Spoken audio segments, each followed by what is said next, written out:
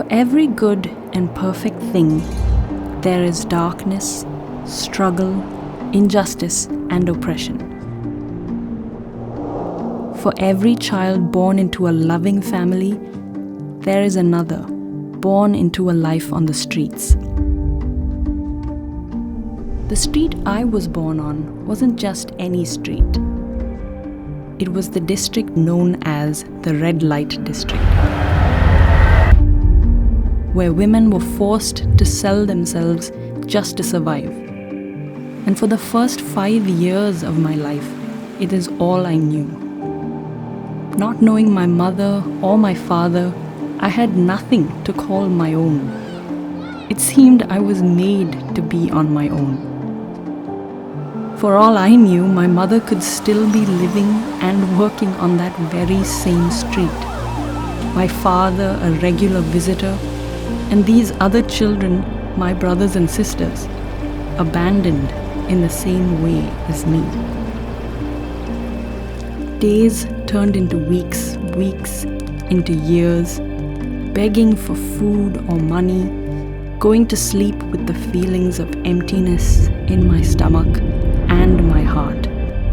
This was my routine, experiencing a world that promised love for a price. This would be my life, a life where I could trust no one.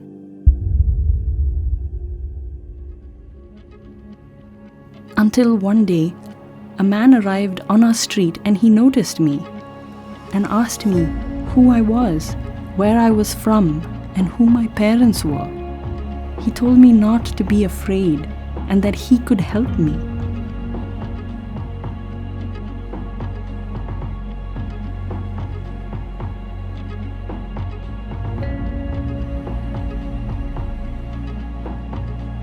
I felt known for the first time.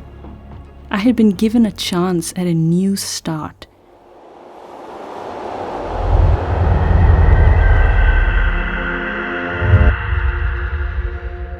Coming from a life on the street, living with other kids in an orphanage was a difficult adjustment. I'd never learned how to trust anyone or believe that someone would want what's best for me. Like learning the steps to a complex dance, I began to understand what it was like to belong. With new friends surrounding me, I began to trust others and allowed others to care for me. I was enrolled in elementary school and attended church every week. What became clear is that the love of Jesus is what rescued me from that street. The friends I made showed Jesus to me. The teachers that cared for me were Jesus to me. Like the thousands of other orphans that Harvest India cares for, I was shown the hope of Jesus through their love and compassion. Because of this love, I followed a different path than many other children from the street. I was saved from following in my mother's footsteps. I was rescued by Jesus and taught who I uniquely am. I'm deserving of a future. I am deserving of community. And I've learned that I deserve to not just exist, but to have joy.